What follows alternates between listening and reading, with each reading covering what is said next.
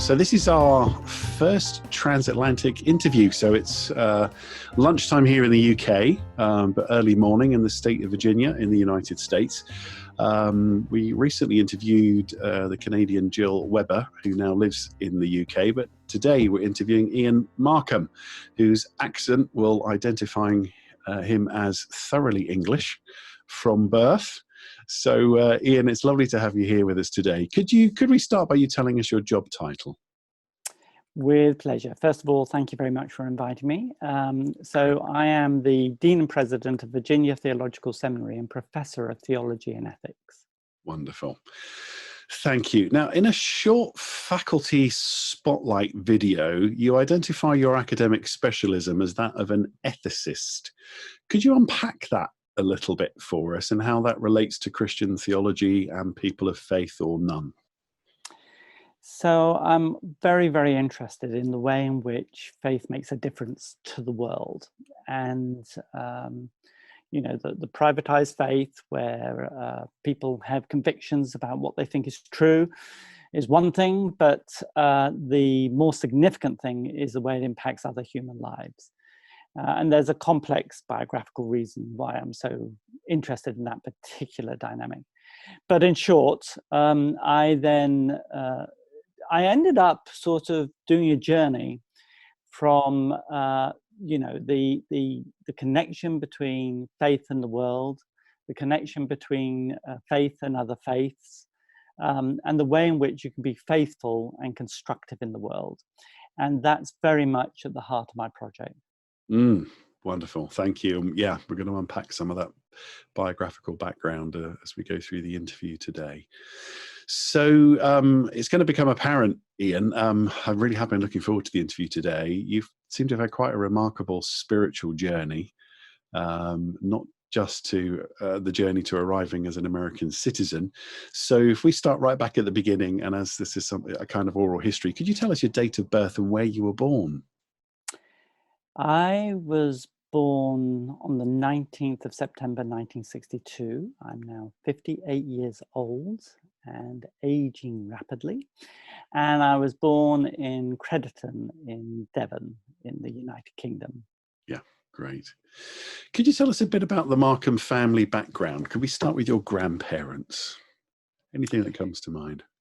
Okay, so on both sides of my family, it's a deeply religious environment. My mother and my father both were relatively fortunate, sort of middle class. There is some evidence, if you go back to great-grandparents, of an estate in Kinsale in Ireland. But through depraved living, and most of that dissipates by the time it gets to my father. But the fundamental characteristics was a deep ethos of hard work. My father thought trade unions were abhorrent because he considered, you know, every person should have a contract and you should just work hard and you don't need organization. And so a sort of classic, almost traditional conservative values grounded in a deeply religious environment shaped both sets of grandparents and imbibed the characteristics of my parents, who married relatively young. My father was a pacifist in the war and worked as a guard for the captured German soldiers, through which he learned German.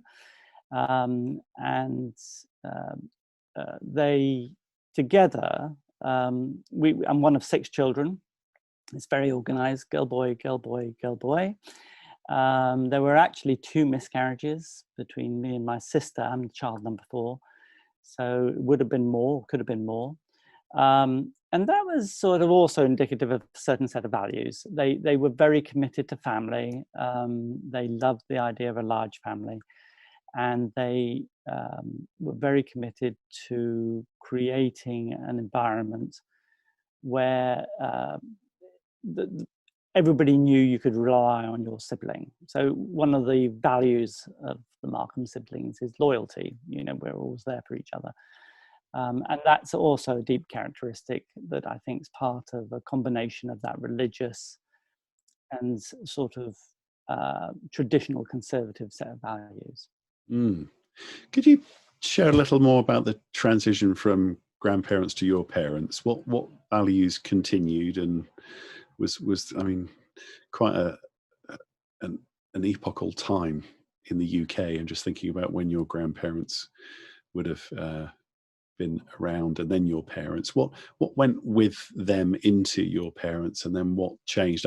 I'm mindful of, I discovered late in life I had a Catholic family background and 12 great uncles and aunts I didn't know of, who after the Second World War jettisoned their Catholic faith in entirety. I was completely unaware of it as a child. So it's always fascinating for me to know what carried on in the family and what changed during that period.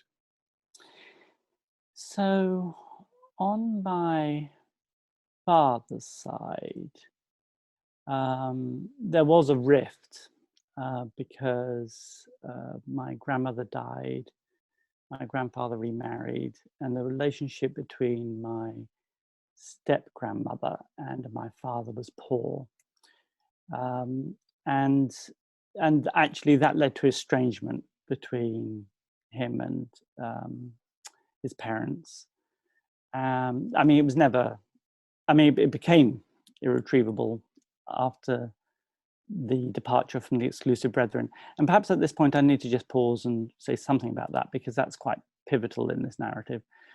Both the grandparents, so the Markhams, my grandfather was part of the group that worked with John Nelson Darby. Now, John Nelson Darby is a little known theologian, but probably one of the most influential in the history of evangelical Christianity, and therefore Christianity in total, because John Nelson Darby invented dispensationalism, which in turn invented the rapture, which in turn invented the Left Behind series that became more popular than John Grisham here in the United States. So the whole set of beliefs around the end of the age, that the end divides into two stages, firstly a rapture and then the last judgment, all of that came from this remarkable Irishman, John Nelson Darby, who was an Anglican priest in the 19th century, became an advocate for highly simplified forms of what he called authentic New Testament church, where people just gather, you just call yourself Christians, you're not a denomination, you don't have priests, and you don't have hierarchy. So he became an advocate for all this. So the brethren are born. And then there was a disagreement and the movement split. And he created not only the strangest theology of our times, the Left Behind rapture theology, but also this cult, really. Now, why is that all relevant? Because we're very much part of the cult. So we're in the group. And so that means that, you know, the cult sort of sticks together. This is your entire universe. You know nobody outside it. And therefore, the gift or challenge that the grandparents gave my father, that was primarily a commitment to the cult, right? So that's the world they're inhabiting, that's their assumptions, that's all they know about. You know, I've got on my shelf in my office the full collected works of John Nelson Darby, courtesy of my father. Okay, so it's a deep gift or challenge, and it is a mixture actually, that he inherited and was part of his world. All of that comes shattering down when he leaves in the 1970s. But you know, so the religious heritage is very important. That's passed down. But then there's a lot which is not. My grandfather struggled economically. He wasn't that good at holding down a job. So, you know, there was some wealth, inherited wealth, which dissipated in the family. He was an inventor, actually. He tried to, I don't know if you've ever seen the mats that are like, you know, dinner mats. Oh yeah, yeah. Which are sort of like a that came from him. The whole. I mean, I'm sure he did copyright it, but I'm sure others have done variants of it. But nevertheless, so he had these sort of ideas, which were very much part of who he was. And that meant that my father was shaped heavily by the religious convictions that was part of his universe, and slightly alienated from his father after the remarriage to his stepmother, who literally destroyed every single photograph or picture or anything to do with his actual mother. So that was a huge factor in the breakdown of that relationship. And then some subsequent distance, which actually led to geographical relocation of some significance to the West Country, because what do you do when you're alienated from your family? You move away. In America, you can move an awfully long way.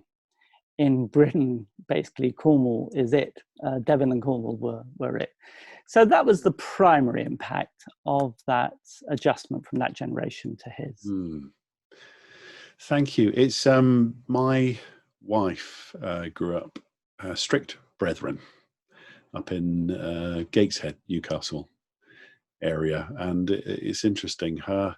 She has some strange memories as a child of hats and lines in the church and letters of recommendation. But her parents struggled in that environment. They moved because it was that time in history when it was easy to move with jobs. They moved, like my side of the family moved down to the London area and found themselves in an evangelical Brethren church and a very different way of life.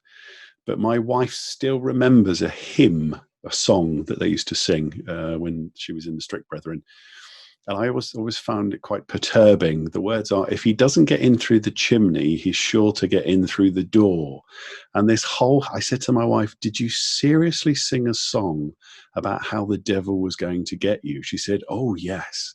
And to this day, she still struggles with some of the repressiveness, and her parents really struggled to come out of a shame environment, plus all the family politics that were involved in moving. So it's just very fascinating to talk to someone who was that close to not just strict Brethren, but Plymouth Brethren. Yeah, the nomenclature here is confusing, actually. And there's no sort of agreement about how. So, because the exclusive Brethren have been taken to court over their charitable status, the term that the legal systems end up using is exclusive. Now, you've got to remember, they would just call themselves Christians, the real Christians. I mean, they wouldn't say the real, they don't add. They're just, but that's what they think they are. Now, the term Plymouth is because that's when the major assembly started in the UK by Derby and others. And the, Plymouth was key, Bristol was key, and then it spread throughout the UK. It's very strong in Australia. It's also very strong on the eastern seaboard of the United States.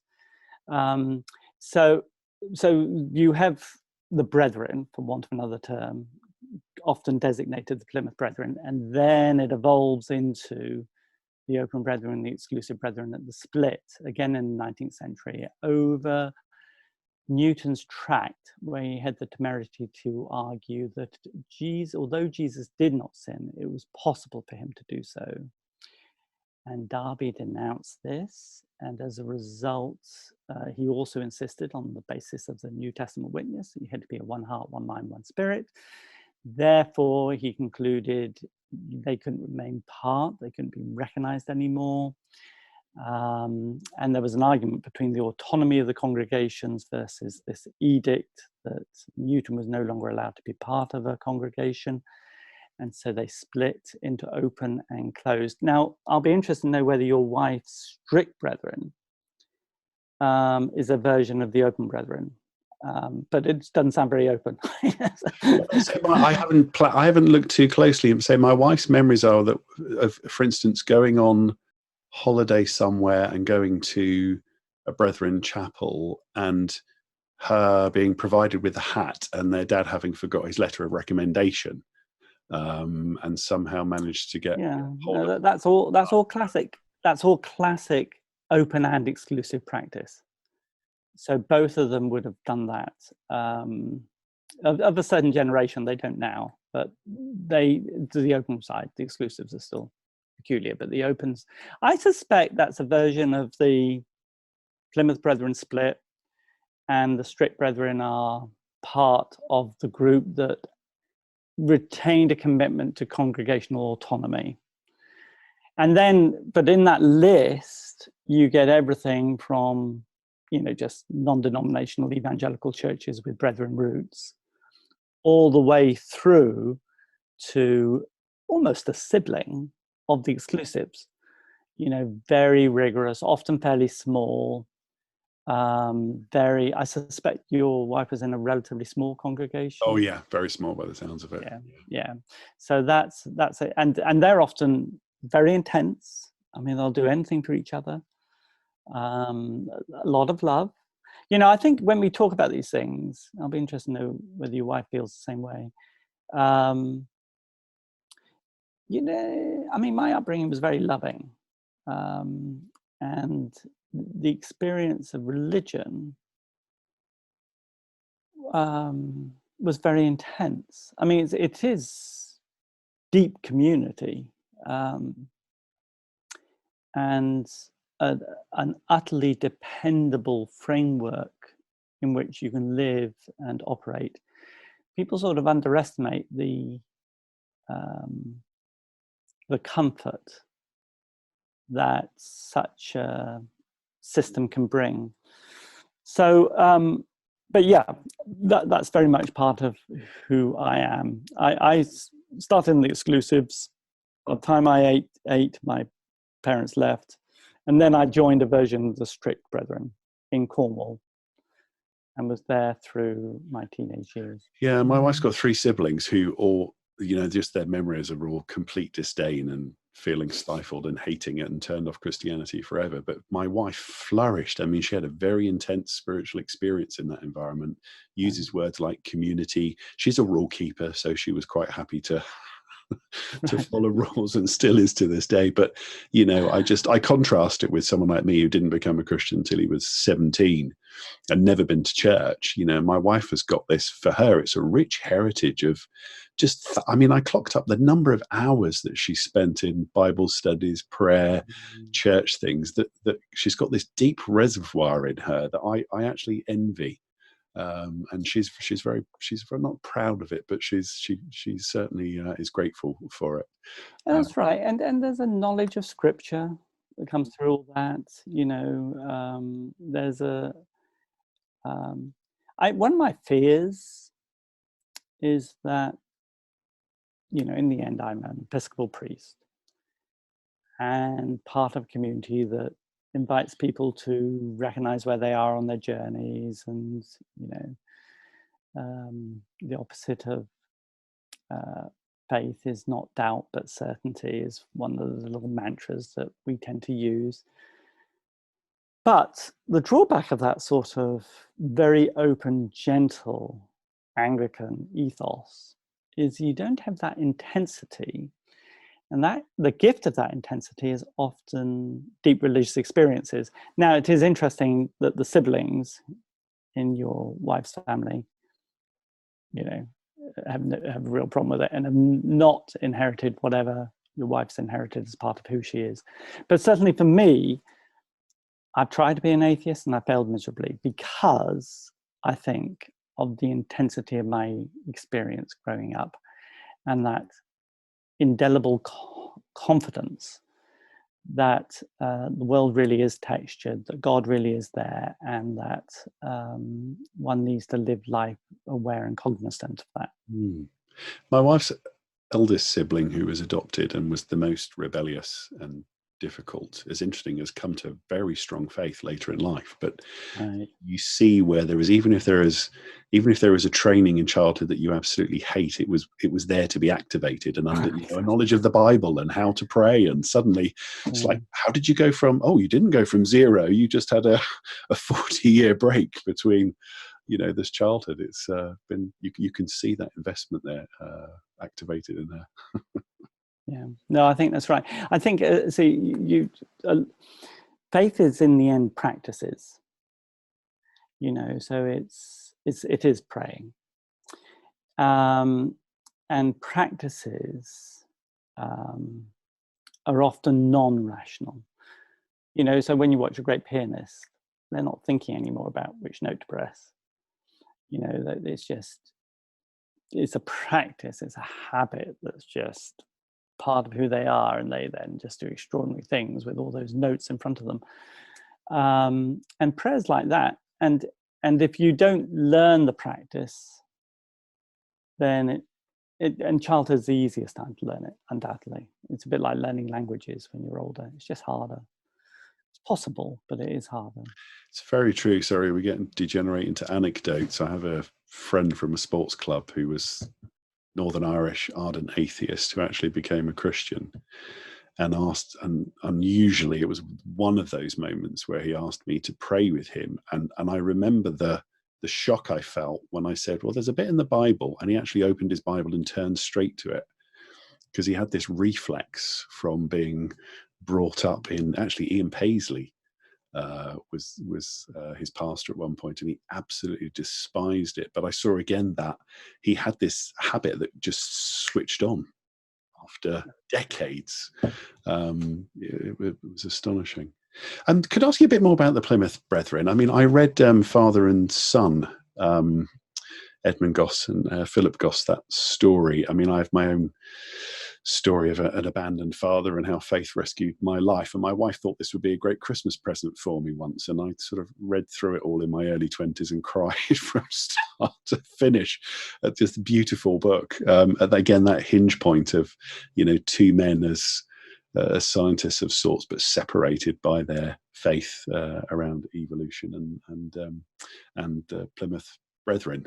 I guess I'm asking if there's anything else about the textures of the Plymouth Brethren that are of interest for you to share with me today. That's a fabulous book. I mean, and it's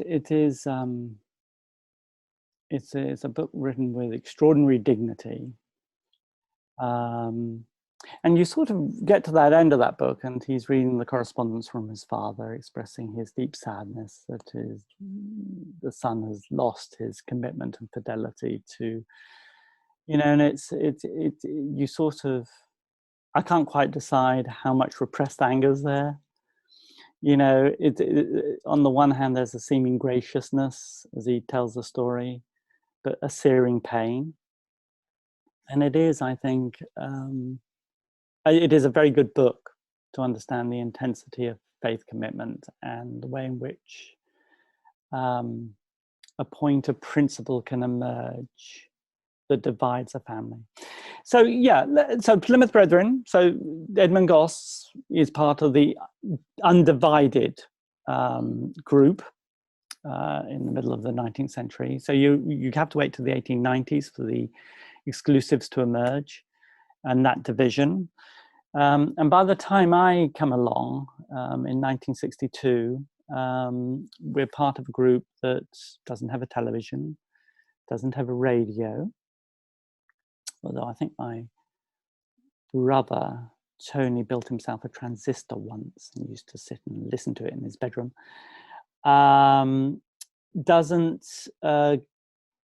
Doesn't go to restaurants. You can't join anything except the body of Christ. So you can't join a building society, you can't join a trade union, you can't join Boy Scouts, you can't join any organizations outside the church.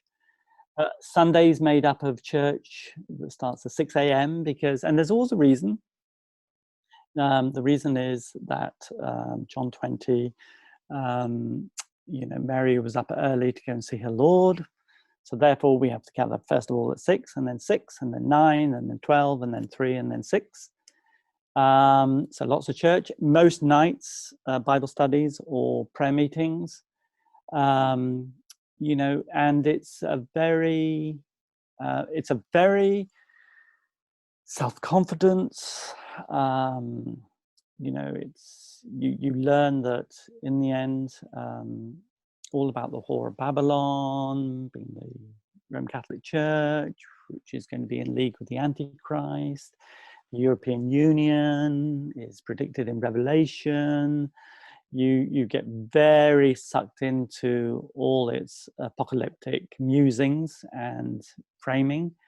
I remember endless conversations about, you know, if a day to the Lord is 1,000 years, and if creation took 7 years, then of course the total season of creation would be 7,000 years. Given the world was created 4004 BCE, according to Archbishop Russia, then obviously the 6 days of creation actually are all over in the year 2000, so therefore the Lord will return sometime in the year 2000. It might say in scripture that nobody knows the day or nor the hour, but notice it doesn't say the year.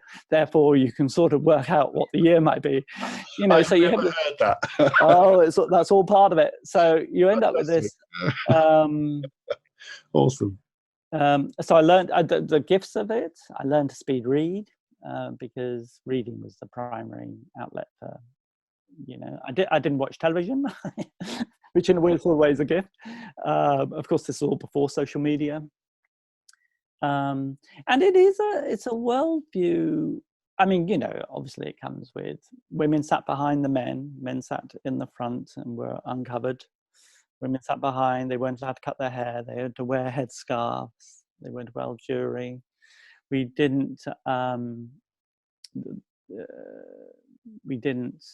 the Holy Spirit told you what time the service would end, so you didn't have watches in the meeting. They always ended up being about an hour or an hour and 15. But that was, you know, so there's a nice movie, if you're into movies, Rambo, which is a sweet sort of, and they're part of the exclusives. And this kid decides to make friends with the other naughty kids at school and ends up emulating movies called Rambo. He was trying to do something for that TV show in the 70s where you sent in movies, children sent in movies. Anyway, he was trying to do something for that. But so the exclusives are, now, you know, when you're inside, you're fine. So when my father left, so why did my father leave? My father left. Yeah, I was going to ask you, what happened to precipitate this change? Well, so this is where Marx has a point, that in the end, what often drives things are economic factors. So my father was by training, now higher education has since been forbidden for everybody in the exclusives, but my father got in just before that rule came in. So he trained as a pharmacist. So when did that rule come in? Now, I would have to check. My recollection is that rule came in the 70s, early 70s. Okay, and your father was... My father predates that. He did a chemistry degree. I mean, he was a pharmacist by training, able to run a chemist shop. And then in the 70s, House of Commons passed a law requiring that everybody had to be a member of the pharmaceutical union. Given you can't be part of anything except the body of Christ, my father then thought, okay, I have to stop being a pharmacist, so I'll become a supplier of chemist sundries. Everything from, you know, shampoos all the way through to hot water bottles. Unfortunately, he wasn't very good at that. And as a result, now he ended up in a horns of a dilemma. If he went bankrupt, he would be asked to leave the Brethren. If he left the Brethren, then you could become a pharmacist. And one of my earliest memories, I would have been 7 years old, was watching my father ring his relatives. We had a sort of storehouse where there was a phone, and I just happened to be with him. when he was making the phone calls to inform his father and his cousins and every relative in his life and all his friends that they were leaving the Brethren. And I just happened to be standing there watching this unfold and not entirely understanding the significance. But it's true that without exception, every single person he spoke to on that evening, he's never spoken to since. And they won't speak to him. And he's 91 now, 92, but he's not spoken to them. There has been some exchange of correspondence between him and his brother, which was a plea from the brother for him to return. And he wrote back and said no, and then that was the end of the correspondence. So that's when you see how evil a group can become, because, you know, I mean, my parents left, they relocated to St. Blazey in Cornwall, where my father had responsibility for a chemist shop, which came with accommodation over the top of the shop. So we moved to be with him there, and he knew nobody. He knew he was literally starting life anew with my mother, and doing so with a complete rupture with every single person he knew in the world. I mean, you know, just it's a fun. I look at the moment in disbelief sometimes. I can't quite imagine how you do that, and what courage it must have taken and what pain it must have involved. And it does, you know, you see the evil side of religion up close. You know? Now, what's weird, of course, so you leave the sect, but you still believe the Roman Catholic Church is the, you know, whore of Babylon. You still believe that, you know, it's what the rapture's going to occur. I was going to say, what did your father take with him in this rift? Did he? Well, so there was what happened to your faith journey at this point? There was a very practical difficulty. So I'm young still. I'm sort of 8. So his problem was, so where do you go to church? You can't go to a Methodist church because, you know, you still believe that the main line's lost and it's Laodicea and the Lord has spewed them out of, you know, the Lord's mouth, you know. So you can't go to regular church. So you end up gathering in homes with other people who've left the exclusives at earlier times. And in the early 70s, there was a huge rift in the exclusive brethren because James Taylor, the then leader, was an alcoholic who famously slept with his nurse, and then explained to the people of God that this was a test at the end of the age to check on their fidelity to the sect. And therefore there'd been quite a lot that led to almost a third of families leaving. So what were they all doing? Well, they were gathering in people's homes. So we would go to the Burr's house, Mr. and Mrs. Burr, and there would be about 12 of us, and we would all sit in their living room, and we would just have our own exclusive brethren service. And then slowly that dissipated, and we joined the open brethren, but this is Bodmin, Cornwall, so pretty strict brethren. So my experience then becomes just like your wife's, very, very similar.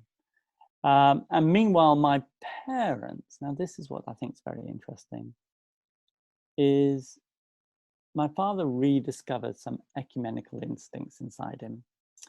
He had gone to hear Billy Graham in the 50s and was persuaded that that man was preaching the gospel. And he noticed that there were lots of Anglicans there and even priests and people who called themselves father. How can anybody call themselves father when the term is only used of God in the Bible? I mean, all those objections circled in his head still. But he then wanted to try, and he joined the Gideons. he became very interested in how can Bible-believing Christians across the different denominations work together to witness to the faith.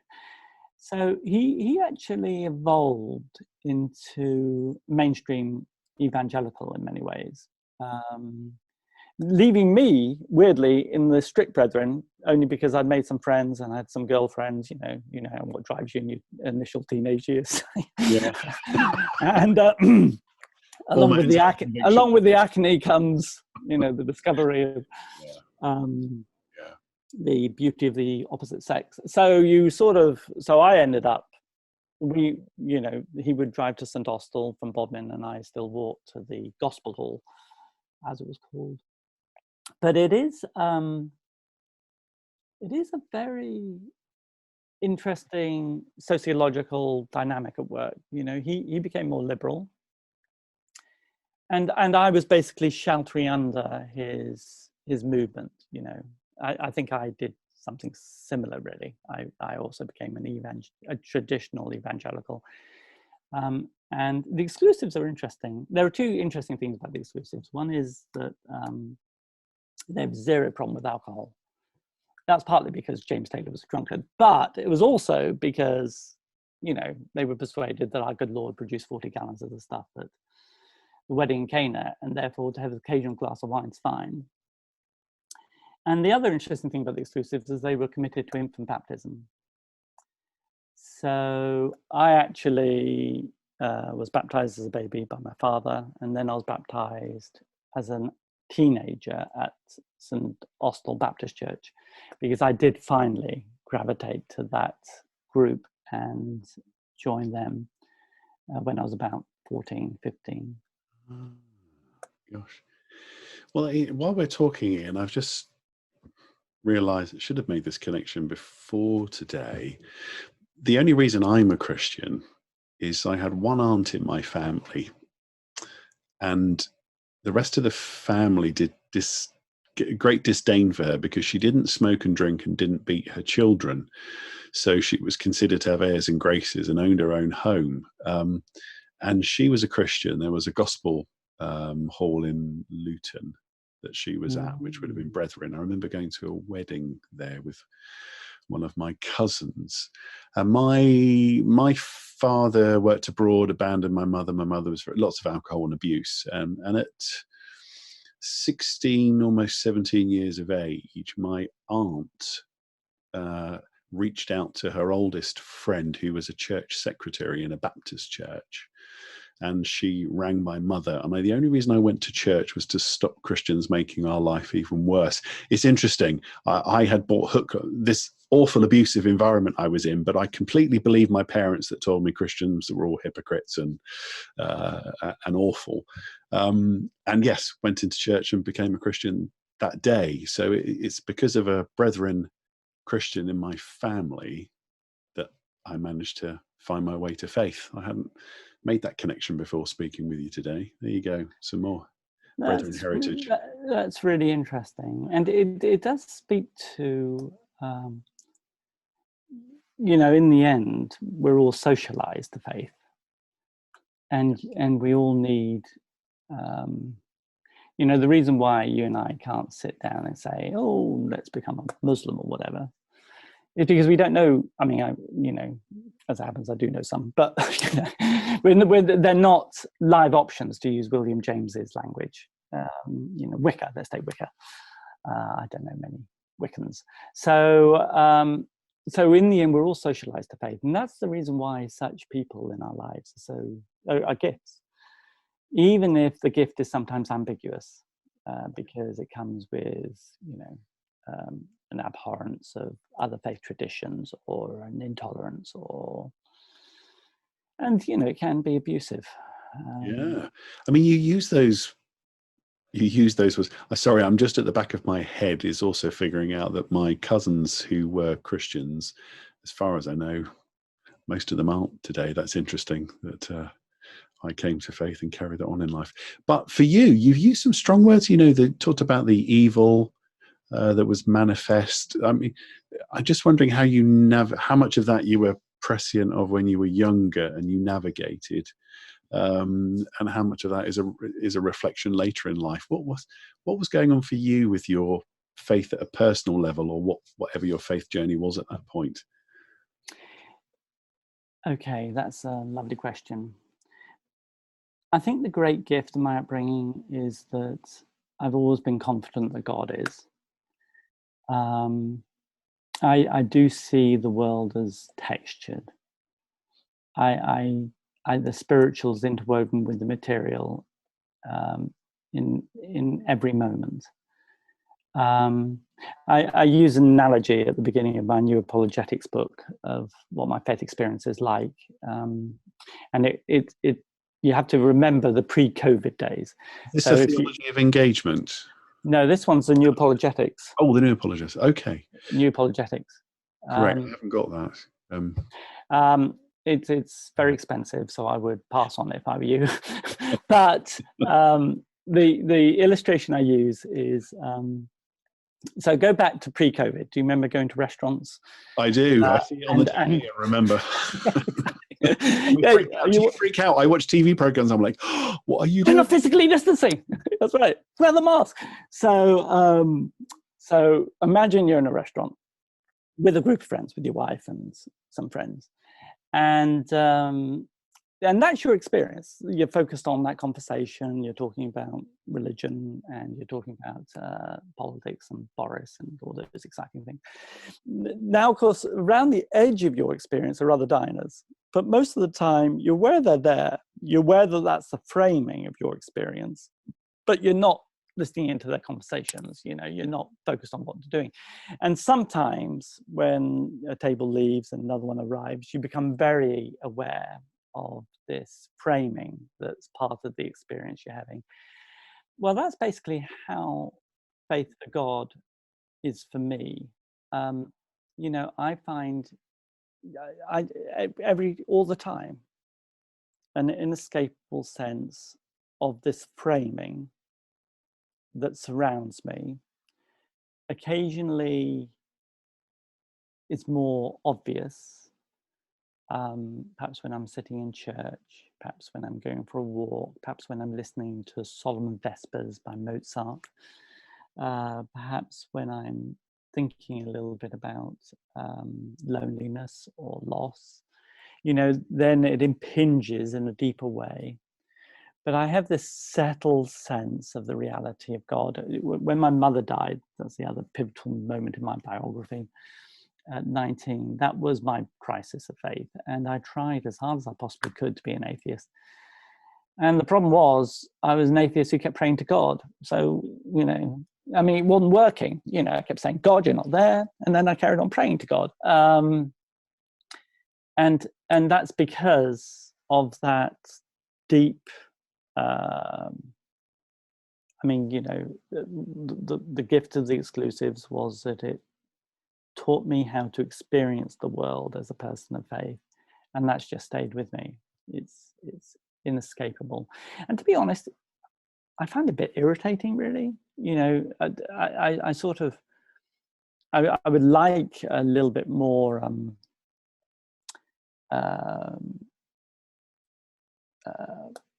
to be a little bit more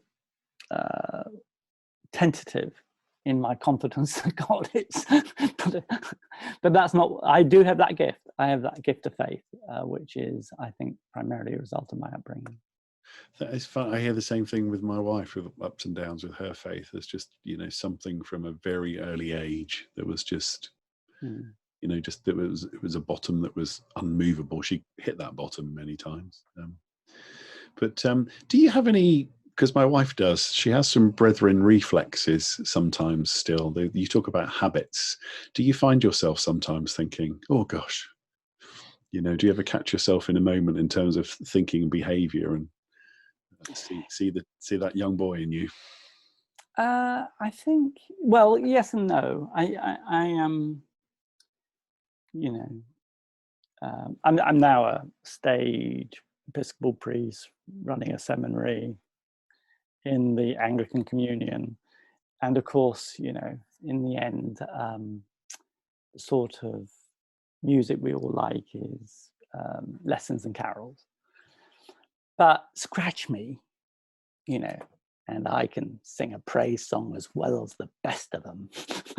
You know, I can, the words, you know, I love the Lord Jesus come effortlessly to me, you know, that all shocks because, you know, Episcopalians don't really talk like that. That's not our vocabulary, you know, but that's inside me and it bubbles out, you know, and it's wonderful. So my background is so at 19 at London School of Theology came across Vineyard churches. So, you know, quick route into charismatic evangelicalism, low church with a bunch of ex-Episcopalians, to be honest with you.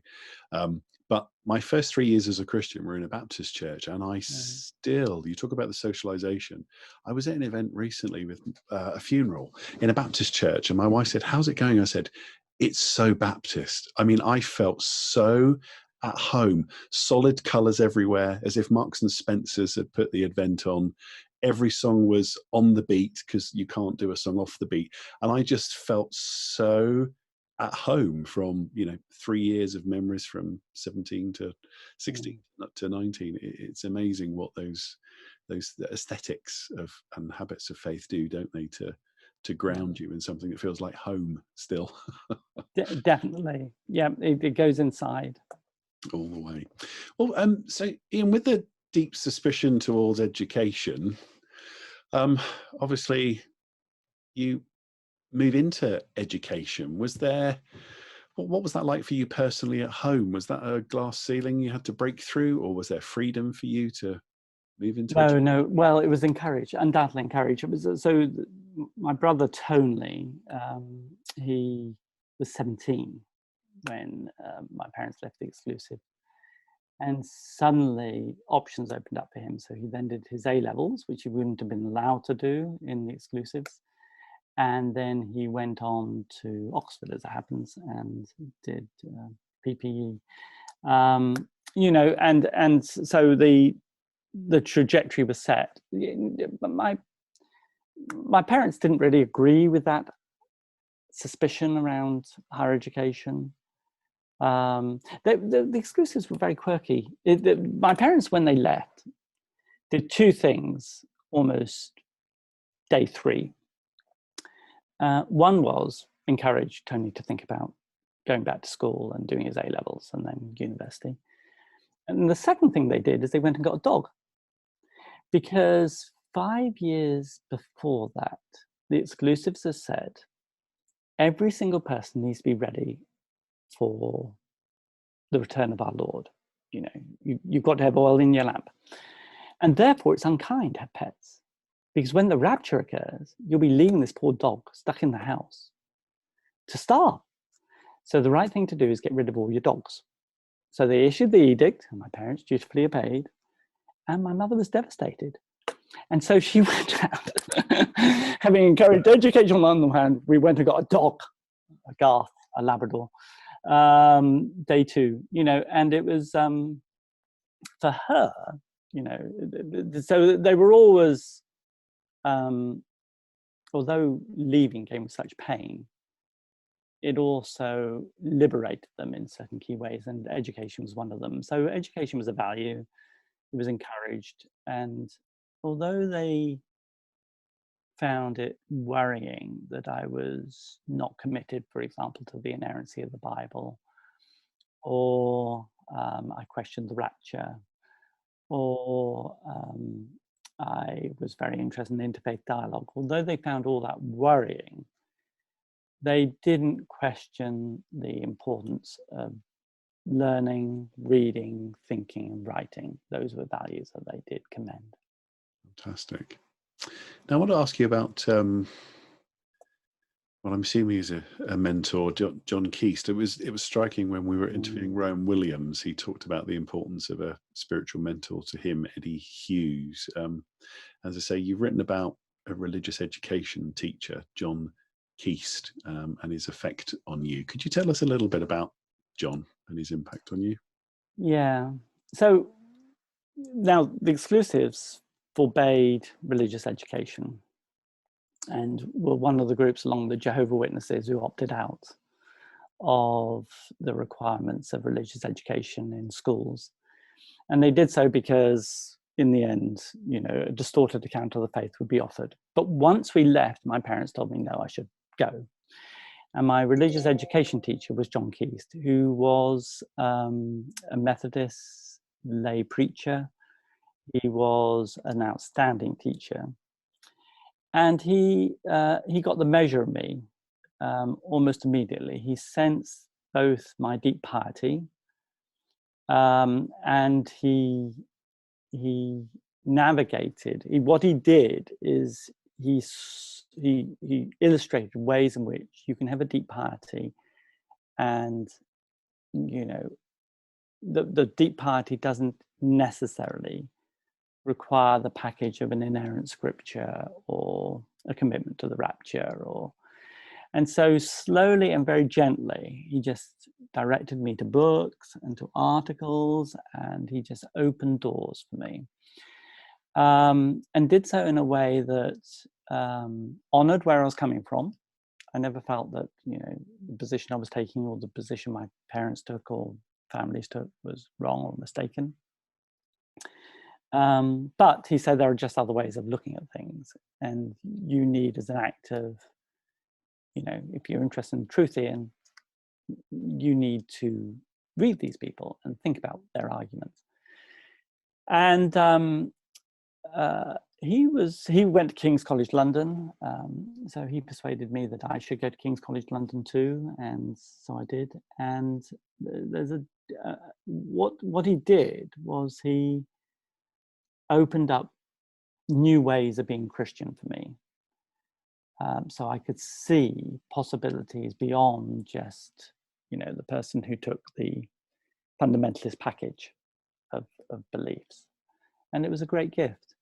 And he did so with a gentleness and a generosity and a sensitivity that's unparalleled. I mean, I've never quite experienced that combination done as well before or since. I mean, he really was a remarkable high school teacher, to use American terminology. It was great, actually. Fascinating. Thank you for sharing that little insight into John. So yeah, if we press in a little bit to you going off to school's finished, going off to university, so that's helps us understand some of the impetus of what you were doing. But do you remember what you were hoping to do and be at that point when you went off to London? I had told my parents that I wanted to be Prime Minister.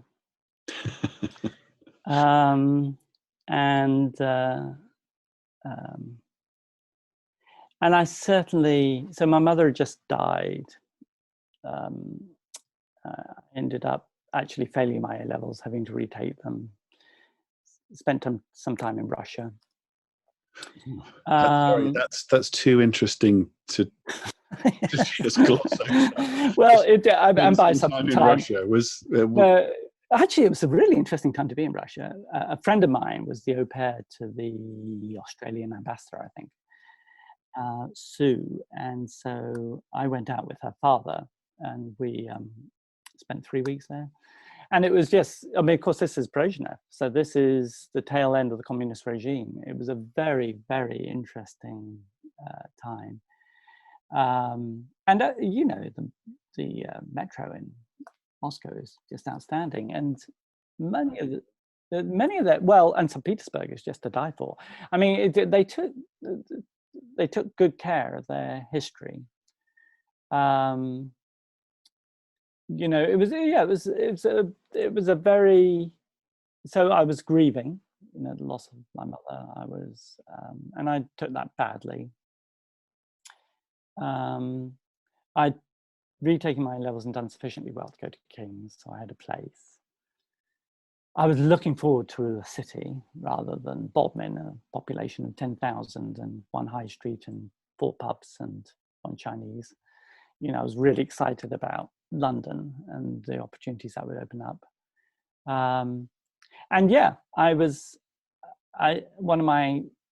very interested in politics at the time, and I had expressed the desire to get involved in politics. And it remains a major interest of mine. And it's partly shaped my interest in social ethics, hence my interest in Ego Augustus Demand. But going to King's was, King's at the time was, Keith Ward was there, and Leslie Holden was there, and Richard Coggins was there, and Colin Hickling. These people became... Or was that just before? Sorry?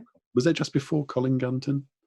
Colin Gunton was there. He was my systematics professor. He was? Oh my goodness, wow. Yeah, no, he was great. And it was a very Ronald Clements in Old Testament, Graham Stanton in New Testament. They were... Grace Jansen was a big influence on me. And I just loved it. And it was fresh, exciting. But, I got involved in student politics. I became the leader of the Social Democratic Party. Short-lived. I met Michael Owen. David Owen. Michael Owen's a soccer player in Liverpool. I met him once too. I sat next to him. We were both working out in the gym I belonged to at a hotel. Michael Owen's got legs like tree trunks, like that. Anyway, it was King's was just a blast, and I made lifelong friendships there. And London in the 80s, 82 to 85. It was Mrs. Thatcher, of course, a lot of the miners' strike, Ken Livingstone. The best fireworks display ever was when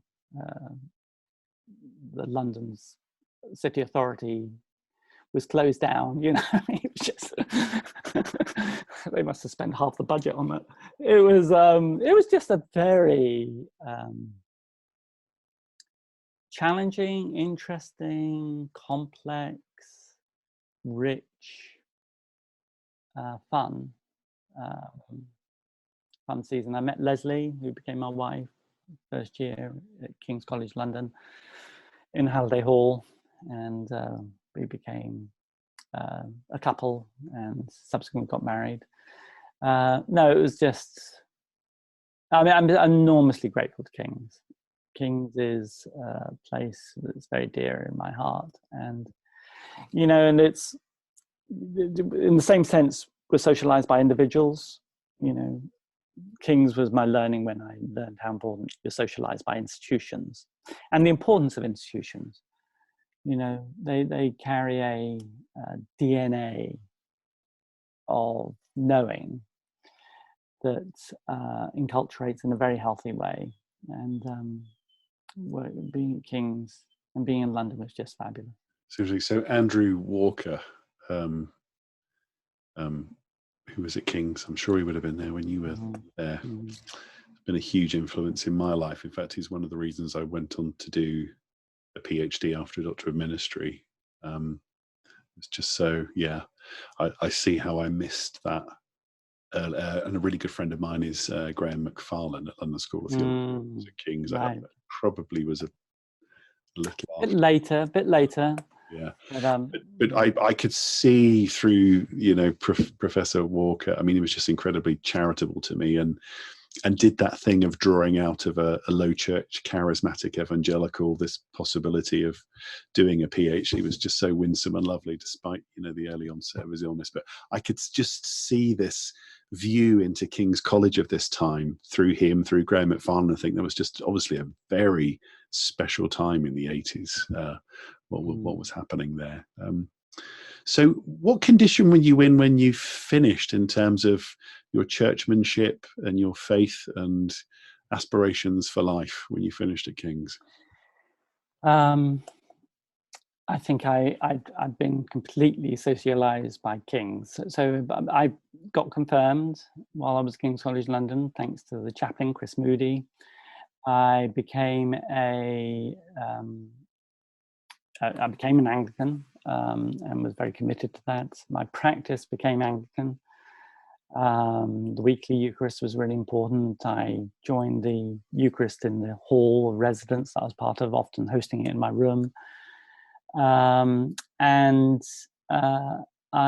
had found a love of college choirs and Panis Angelicus and, you know, the extraordinary music that the choral tradition provides. And I'd moved to my faith's always been incarnational, mainly for theodicy reasons. I've always felt that, you know, the only way one can believe in God is to believe that God gets involved in the creation and knows what it is to suffer within that creation. So, you know, otherwise I think a God which hasn't done that or did not do that, then I think the theodicy objections are sort of insurmountable. I mean, you know, the only possible legitimate explanation for the mystery of why there needs to be evil and suffering in creation is that God knows exactly how unbearable and hard and difficult it is. And therefore, you know, I'm very committed to the incarnation. So that became a rock. But around that, I developed a much more generous ethos to on LGBT questions in that period, on other religions and their soteriological status, on a commitment to conversation, an interest in not just the content of Christian ethics, but also the processes of Christian ethics. So in other words, I'm not just worried about what one believes is true ethically, but I'm interested in how you arrive at what you think is true. And therefore, with that, a commitment to conversation and some humility. So all of that became characteristics of who I am, and prepared me then for Cambridge, where I did an MPhil.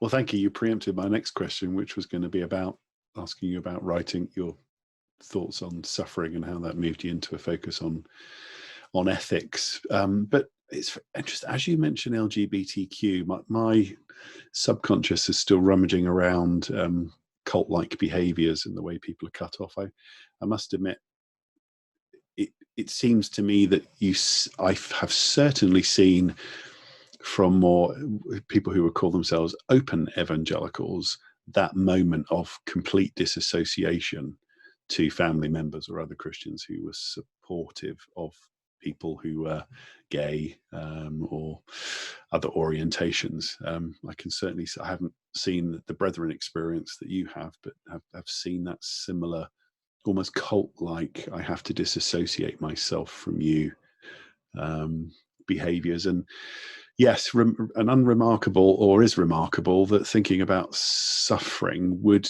lead you to ethics. Yeah. I think, first of all, I think you're right. It's for much of the 90s into the early 21st century, it was a dividing issue. You know, it always sort of puzzles me why what human beings do in bed carries such a disproportionate presence in our evaluation of each other as Christians.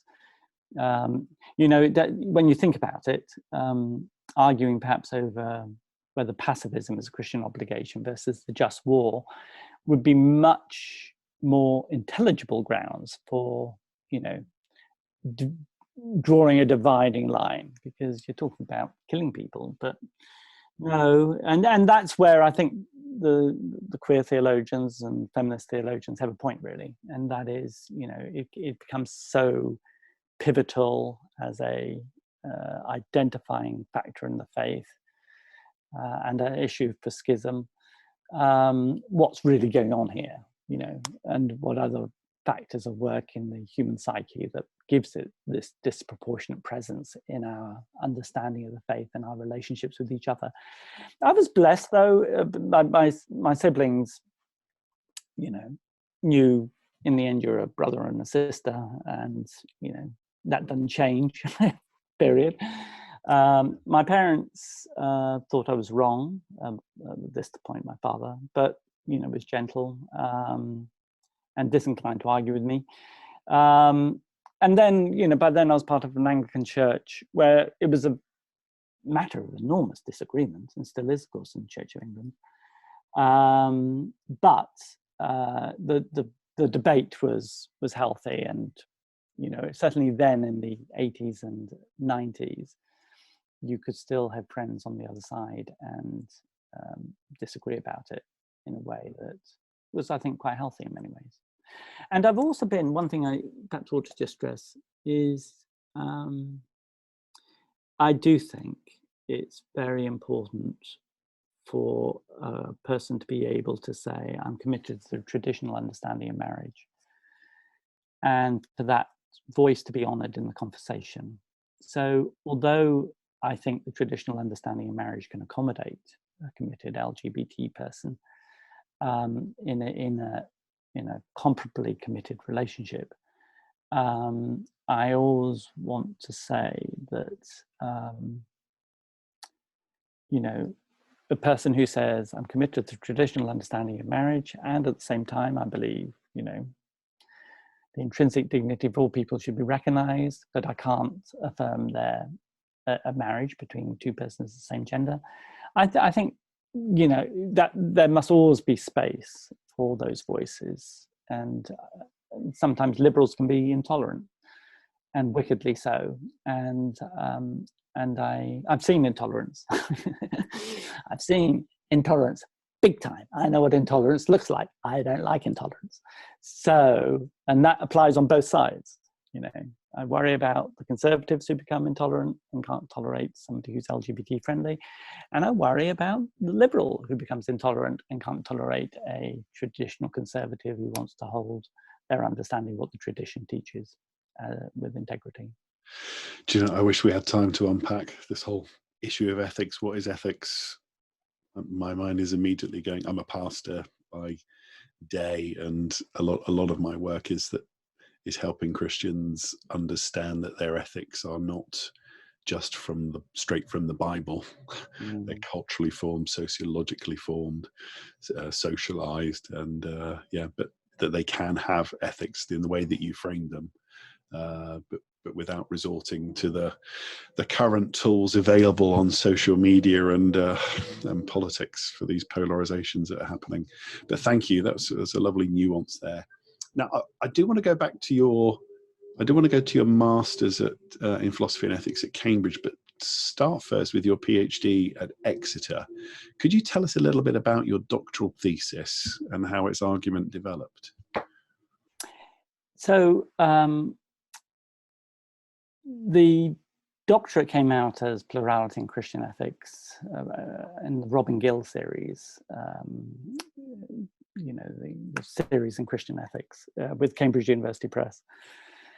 And actually the heart of that work was a fabulous summer, a really interesting summer, when I was in the United States, and I had a sabbatical, and I was working in New York at the Institute of Religion and Public Life, which was run by Richard John Newhouse. Now, being a Brit, I didn't quite realize how polarizing Richard John Newhouse was.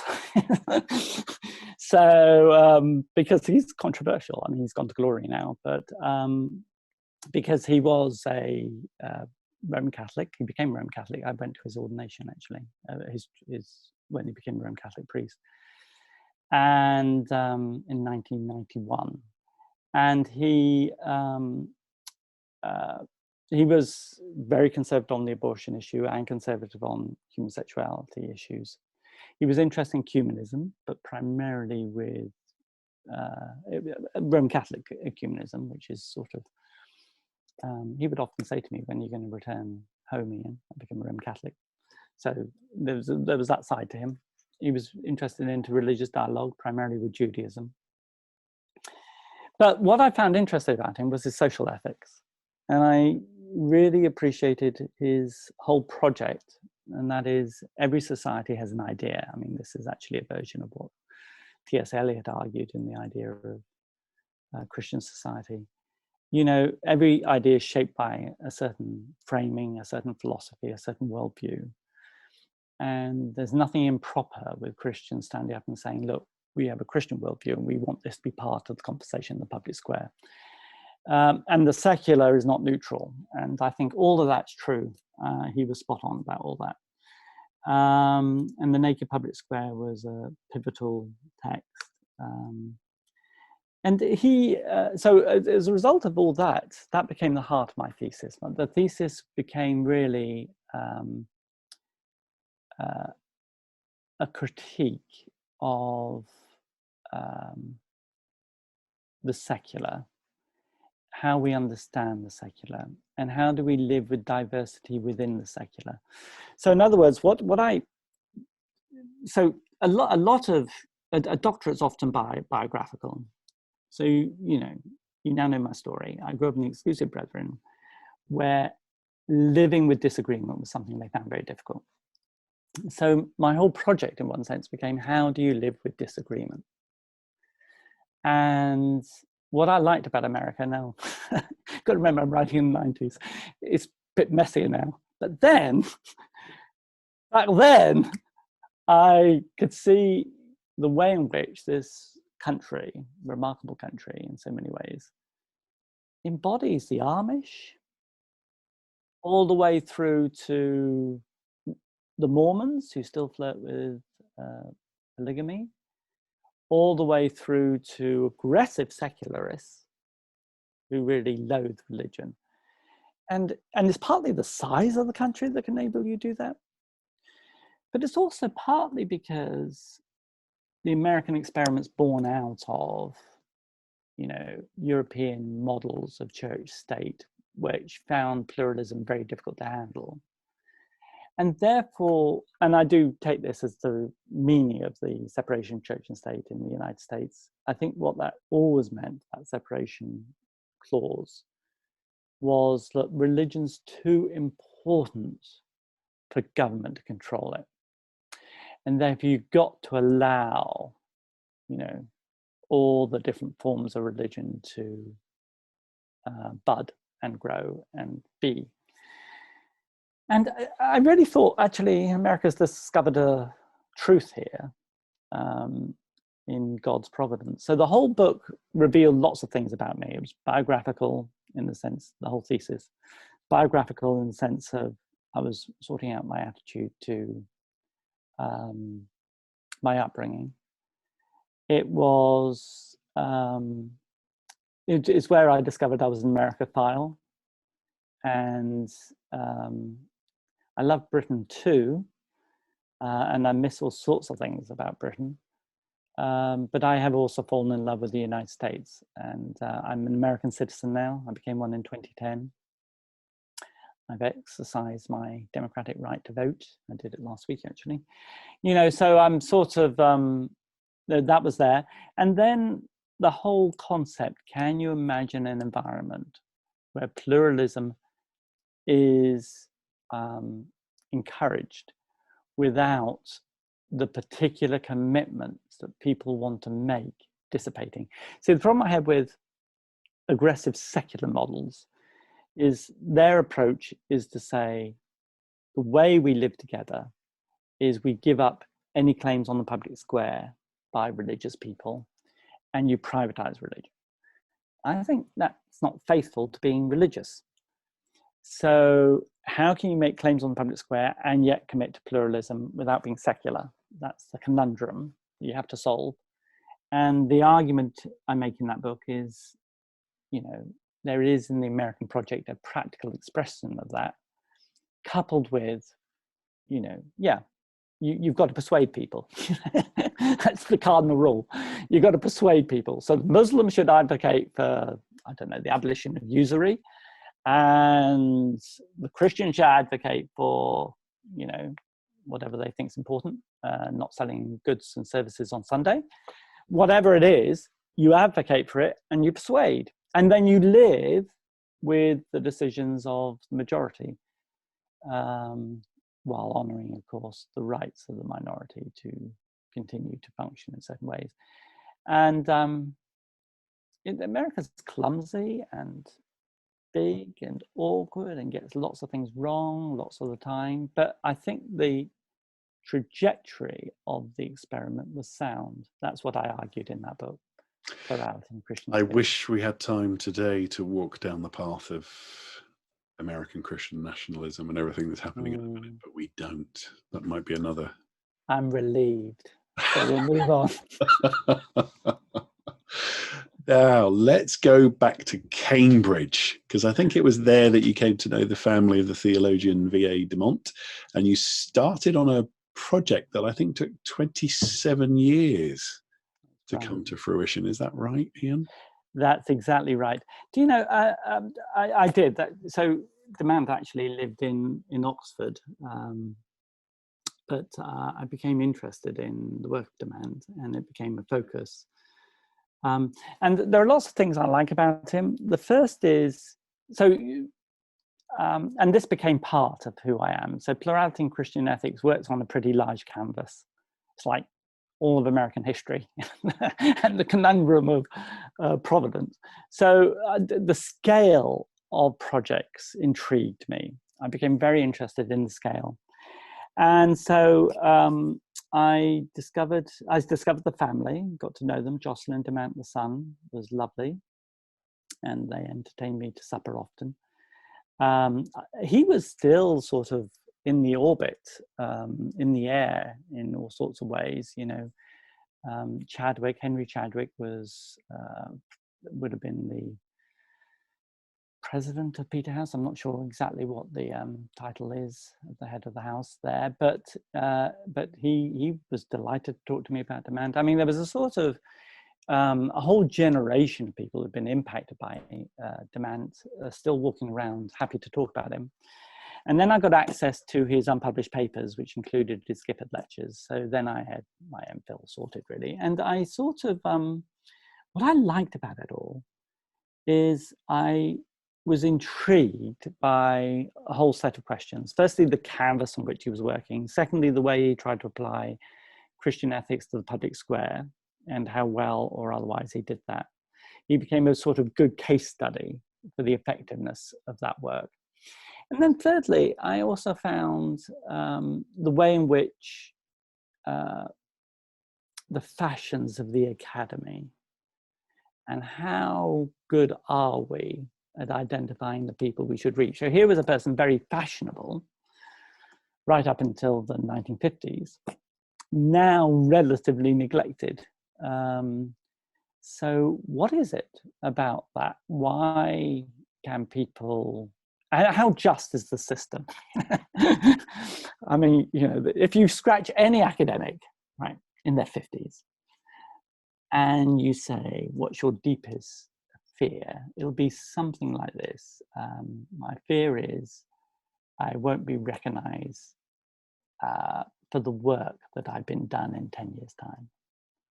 That's my fear, or 20 years' time, or 30 years' time, that I'll be forgotten, that I will join. You know, in the end, we all want to be Alistair McIntyre or Charles Taylor, or, you know, we want to be in that league, and we fear we're just a job in sort of bobbling underneath, and we produce sort of, our stuff's relatively pedestrian and nobody takes any notice. You know how, you know, you spend 27 years working on this book, and thus far there's been one book review in theology.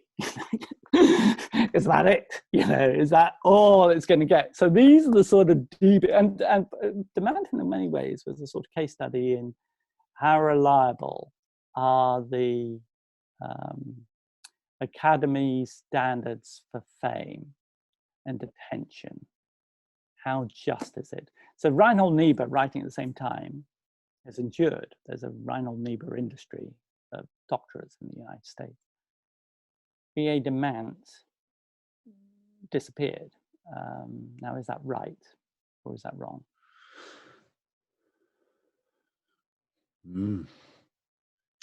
Did you come to any conclusions? Well, so I think he's worth revisiting. That's the reason why I wrote the book.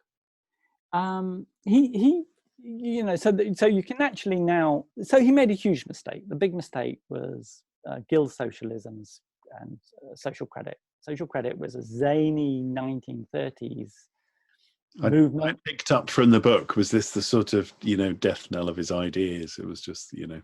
It was a huge mistake because it was just wrong. I mean, and the guy was in Oxford and he was surrounded by lots of economists who would have happily sat him down and told him why it was wrong. But there was sort of stubbornness. And he was infatuated with this engineer, Major Douglas, who came up with this idea to explain the paradox of plenty. And then basically the argument was that, that there's plenty of needs in the economy. The problem is the lack of purchasing power. So all you have to do is give people money and then the problem will go away. And the reason why we're not giving people money is because of the interest of bankers and governments, and we just don't want to solve the problem.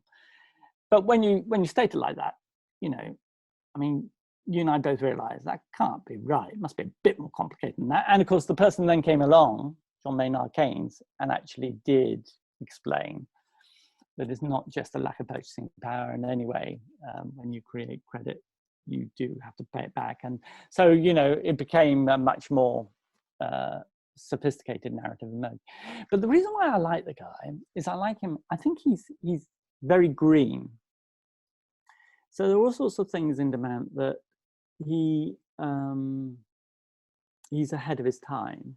So in other words, one goal of this book is to rehabilitate him with a view to saying to the world, look, if you want your green environmental Christian social ethicist, this is the one. So he took the view that modernity was a sort of unnatural state, and the fact that we don't grow things locally, that we don't work with our hands, that everything's mass produced and not necessarily very well. He's anti-globalization. He's anti-importing everything from Taiwan and China. He takes the view that authentic community needs presence and connection and people getting to know each other. He's an advocate for a simpler lifestyle. There are lots of things you don't really need. So learn to live without them, live closer to the land. So his journey is the Chandos group, and then the Christendom group, and then the Moot, as they called it. And the whole Christendom group thing was... I was going to ask if you could locate him in that, because there's this there's a thread that we've had. I've interviewed Alison Milbank and say Rowan Williams, and we've sort of looked a little bit of Anglican social theology, and we've looked at Thaxted and Conrad Knoll and all those sorts of things. So yeah, if you could go there, that would be great. Well, it's an interesting. So that's the other side I quite like him. He joined things, and these things don't seem to be so present anymore. I mean, I can't think of. I mean, the Inklings in Oxford, C.S. Lewis, and and the Chandos group, and so there are three groups that the band's involved in: the Chandos group, Christendom group, and the Moot. The Moot is sort of J.H. Oldham's project, starting in 1937, I think. And that was actually quite influential. Alex Vidler was part of it. Reinhold Niebuhr was entertained by them frequently. Very interesting group. The Christendom group was funded by Maurice Bennington Reckitt, and he also funded the journal and the conferences. And that group was sort of saying that modernity is really adrift and making huge mistakes. There was a nostalgia for the Middle Ages. When the Middle Ages had a clearer sense that the purpose of living is not just economic. The purpose of living is transcendent goals, and we need to recover that. And we've lost it, and because we've lost it, lives are so thin and shallow, and frustrated and in pain. And it's a wholesale revisiting of how we are and how we relate to each other. We need to recapture a sense of the transcendent as defining our purpose and being, and living to that end, and not just living for consumerism or materialism, not just living for the acquisition of yet another pair of shoes or another suit or a luxury car, or the ephemeral nature of an exotic hotel in some lovely part of the world. You know, stop making those the goals of your life and make God the goal of your life, and let society focus on a higher vision. So that was the Christendom group. And the Chandos group actually was the sort of, so this is pre-war, pre the First World War, and it's into the 1920s. That's so-called, the restaurant's still there, incidentally. You live near London. Next time you're in St. Martin's Lane, off Trafalgar Square, the Chandos restaurant's still there. It's a pub. Go up to the second floor. You too can sit where T.S. Eliot sat and V.A. Demant sat, and you can pick up all their energy and walk, you know. And so these three groups, they became very significant networks, and they dominated the Christian ethical scene in its official form, you know, for a season.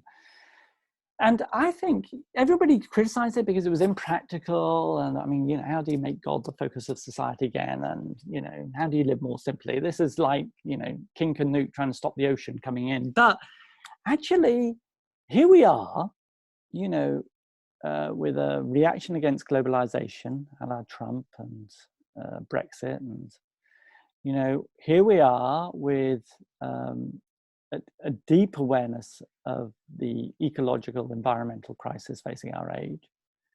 So perhaps returning to locally grown food, farmers markets, you know, not getting our apples all the time from Argentina, but getting them from somebody who grows them nearby. I mean, you know, this is actually might be what the survival of the world really needs. And therefore, he's your green, environmentally friendly social ethicist who was green and environmentally friendly when nobody was interested in being green and environmentally friendly back in the 1950s. And do you know, there are all sorts of moments in Demant which you read and you pause and you go, actually, that's so insightful. I'll give you one illustration. His last book that he published was Christian Sex Ethics. And it's the most charitable explanation for promiscuity I've ever read by a, you know, and his thesis is this, that living's hell, living's painful. You know, people working long hours, they don't have any deep community relationships in a congregation or in an association or in an organization. They're just the nuclear family, and if that's not healthy or functioning well or having problems, life can be really, really difficult. People commuting long periods of time, they have deep anxiety about promotion and success and failure. They're very aware that life's tenuous. And as a result, what we've done is sex is this sort of a pain relief just for a moment. And we're disordered in our sexual relationships in quest for relief from the pain of coping with modernity. And I read that and I think, actually, you know, pornography is ubiquitous, and you can sort of see how an analysis of that nature, and although it's impractical, it might be impractical in a necessary way. And by that I mean, you know, I think congregations do need to constantly remind people of work-life balance. I think pastors do need to say, look, if you're not creating a Sabbath once a week for you and your family, do so. I think we also need to stress it's really important that, you know, we're attentive to those around us who are lonely. And, you know, you can add people to Christmas and should do so. And it's almost at that, I know it sounds almost banal, but almost at that level is where Demant wants us to go. Let's rebuild the connections that make life meaningful so people can live in more healthy ways. Oh gosh, again, I wish I start to stray into my research interests on how we deepen agency in a consumer culture. I'm convinced of an Augustinian diagnosis of learning to love the world rightly, but the killer question is, well, how do you do that? Right. Yeah. That's where they always get you. They do. You know, the theory's great. Yeah. It's plausible. It makes sense. And then they just say, yeah, but we do. I'll still reach for Netflix and another holiday. Exactly. Yeah. So, well, you managed to, I was going to ask about the over-romanticizing of pre-Reformation medievalism, but you took us there. Thank you. So just to land this here, and we're on the home straight here, come back to you. Can we pick up some of the threads of your career again? So you spent some time at Liverpool Hope University as a professor of theology and public life.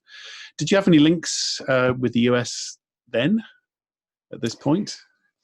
I used to go to the American Academy of Religion every year and thoroughly enjoy it. I did speak, not much though, actually, thinking about it now. No, the primary ones were with the Richard John Newhouse and the Institute on Religion and Public Life in Manhattan. He was a good friend of mine until, and he was, you know, I made it clear that we disagreed about LGBT issues, and he was utterly and totally gracious. He modeled that capacity to not let anything assume a disproportionate presence in a relationship or friendship, and therefore he continued to invite me to the Dulles group, as it was called, in honor of Avery Dulles, and you know, and that was a good set of friendships during that season. The fun side of Liverpool Hope, though, is that's where my passion for Liverpool football comes from, and I support Jurgen Klopp, and it was also the place I served on the Advertising Standards Authority for 7 years as a director and ethicist, and I found that work very interesting. It was a real opportunity to apply, you know, some of the principles that you and I are frustrated that how exactly do you come up with this corpus that makes up the theory and analysis and critique. So what difference does it make when you have some sort of opportunity to make those decisions? It was great fun, and they're a fabulous organization, very well run, and some great people on it.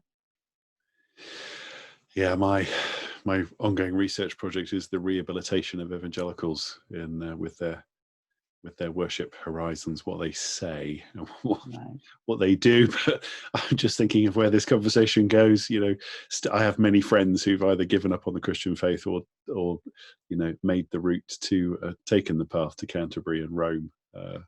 That's for sure is the answer to this kind of question that we're asking. How do you operationalize this? Well, exactly. Yeah. No, exactly. That's right. But so you got the opportunity, I think 2001 comes up, to move to the US to teach. Could you just talk us through that, and as you were traveling there, where notions of the priesthood were for you at that point? So if you think of my life in terms of expanding circles, so in the exclusives, my circle was very small. Even outside the exclusives, in the strict brethren and then an evangelical Baptist church, it was still small, but at least it was sort of a cusp of ecumenism. Then you know, I do some academic work justifying the importance of living with difference and learning from difference and being shaped by difference. And then I'm in a secular university, Exeter. Then I'm in an ecumenical project. So Liverpool Hope was a merger of 2 Roman Catholic colleges and 1 Anglican one. And I'm their first professor of theology. So I was in an ecumenical project at a very exciting time, you know, under the leadership of Simon Lee, who was an extraordinary again, mentor, as a leader to me about how to have a faith-based institution and do it well. Then I got really interested in interfaith. That was the next stage, really. And the interesting thing about Hartford Seminary in Connecticut is it's 1/3 Muslim in the student body. It has a centre, the McDonald Centre, which is dedicated to Christian Muslim relations. And it's got, at the time, it had 2 Muslim faculty.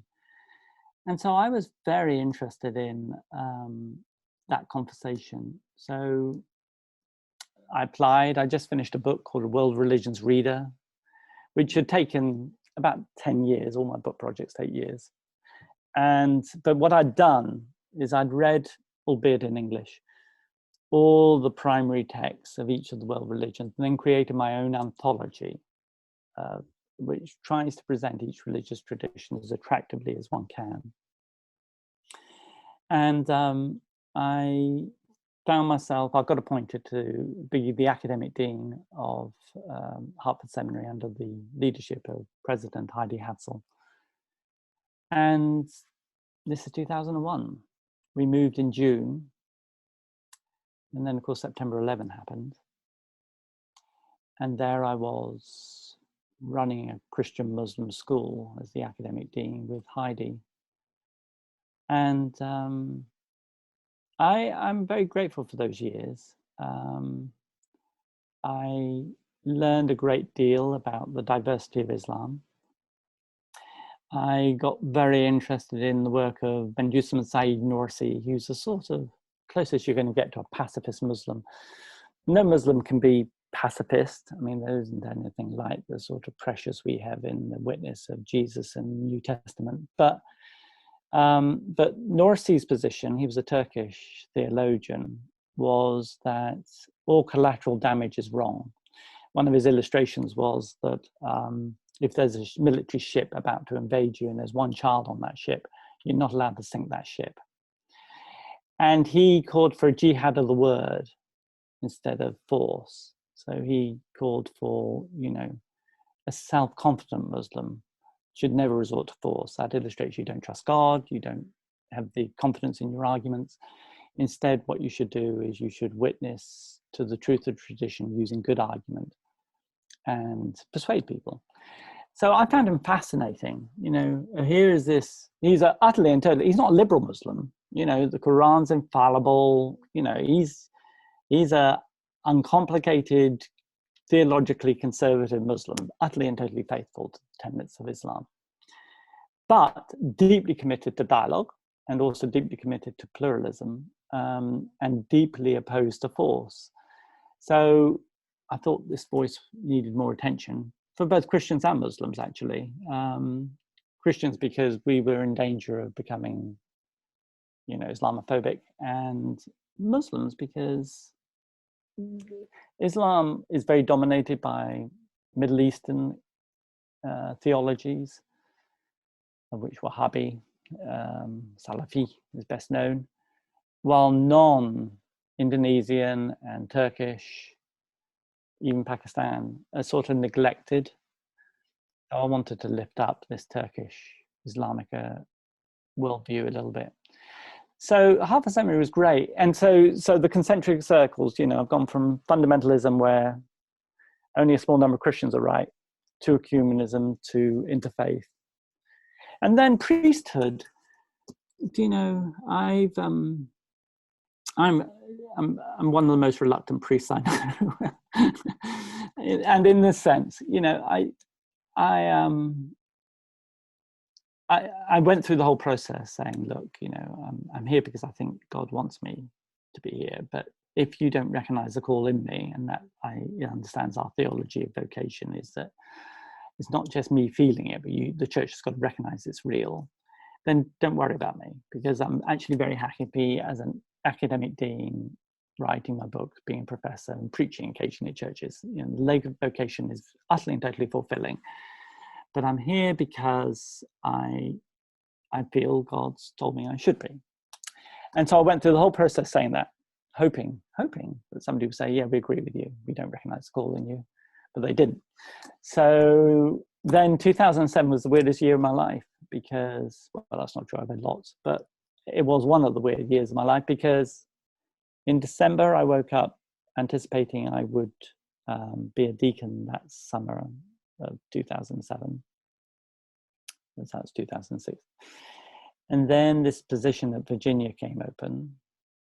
And then I got the job. So I was in May appointed for a July start, the Dean and President of Virginia Theological Seminary. And then I was ordained deacon in June to the transitional diaconate in the United States. And then in August, I was a very reverend deacon, which is almost unheard of. You get the title very reverend because deans of seminaries are viewed as equivalent to deans of cathedrals. It's all silly, this, but anyway. So I was a very reverend deacon, and then in December I was priested. December 2007. I've never come across a very reverend deacon. Exactly. It must be rare. It was very odd. But do you know, it's, and this place is, I mean, we're very fortunate. You know, we're 90 acres inside the Beltway, just outside DC. We are 200 years old in 2023. We are blessed with a significant endowment.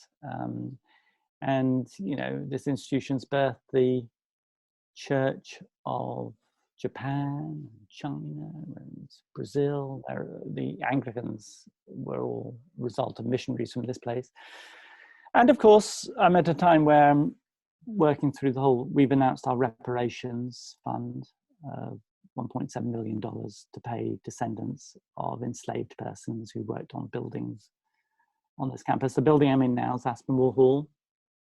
It was built in 1854 as a result of enslaved persons rented from Mount Vernon who built this. So we're doing the work of tracking down names and trying to work out potentially descendants, and then we want to build relationships with those people with a view to paying something into the estate of those whose labour we exploited cruelly, and perhaps pay a little something back to their descendants, for example, I don't know, medical bills or school college loans.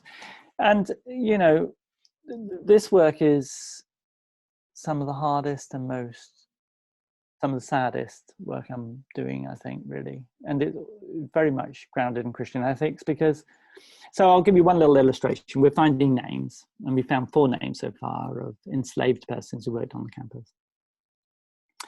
And one of them is Julia Parker. And Julia was 19 years old when she was rented by John Augustus Washington III, who would have been the great nephew of George Washington, who then actually owned the Mount Vernon estate, which was George Washington's home. And we rented her for 3 months for the grand total of $12. And her name's been invisible. We never knew the name before, but now we have a name. So there's a room in the deanery, which is the public entertaining room, and I want to rename that room the Julia Parker Room. And this young 19-year-old girl is finally going to be recognised by this institution. Who, and you know, you think 19. My son's 24.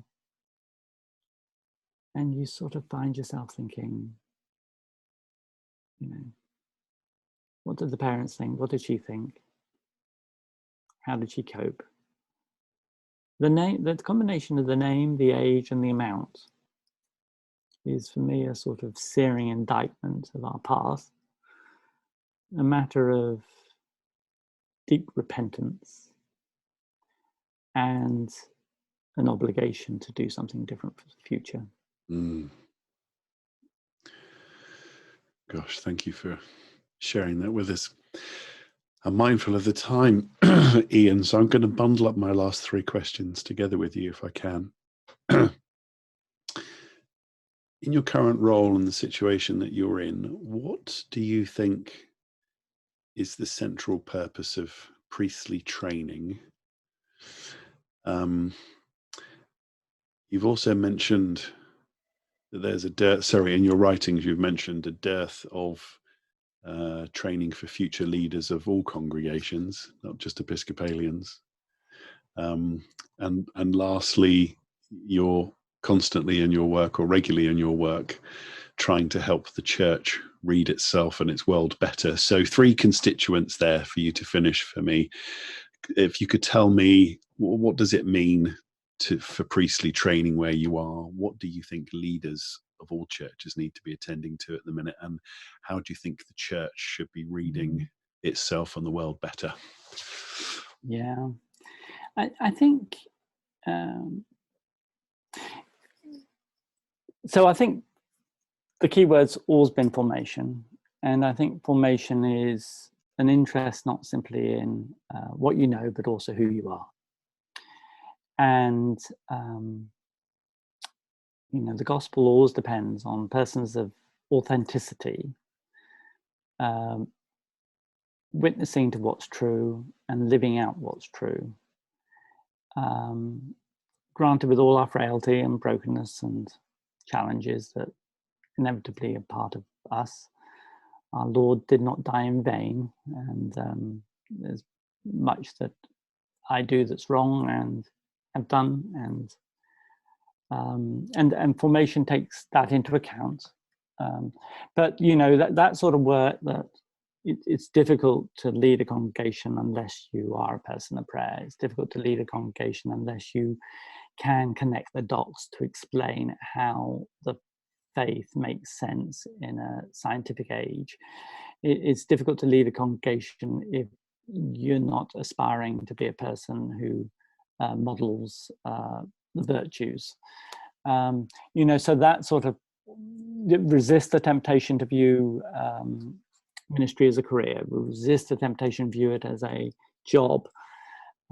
It is a responsibility, a service that's dependent upon grace, and it's hard. So for me, that's a very important part, is a training that gets those habits and practices deep inside you. So you really do spend, you do feel the day is incomplete if you've not paused and spent some time in the presence of God. And I don't just mean the car journey to work, I actually mean, some focused, dedicated space and time where that work that God needs to do on our lives happens. I think the challenge for the church is to read the moment we're living in.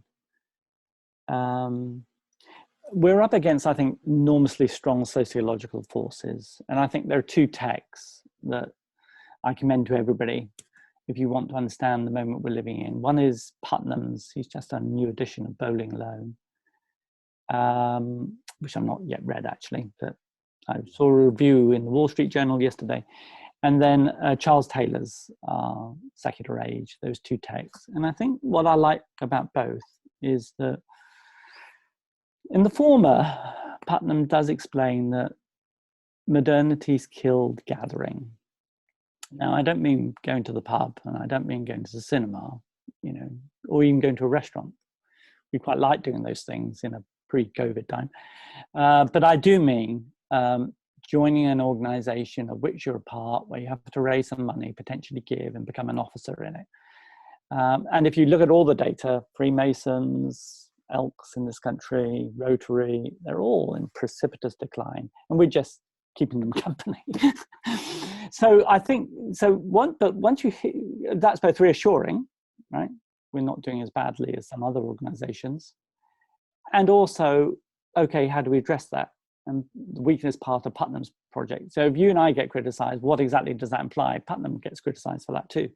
How exactly do you turn around again a commitment to gathering and being part of organizations? Edmund Burke, the theorist, political theorist, used to talk about little platoons between the individual and the state. and how important those little platoons are. That's where human lives live. That's the safeguard against totalitarianism. You know, those little platoons are really important. And then Charles Taylor's interesting, because I think what Charles Taylor points out too is not the issue isn't so much a matter of argument. The issues facing us are matters of mood. It's not like people have got good arguments for atheism, because they don't actually. But what they do have is just the sense is strange. It's like everybody's going, nah, really? Nah. That's the whole nah moment.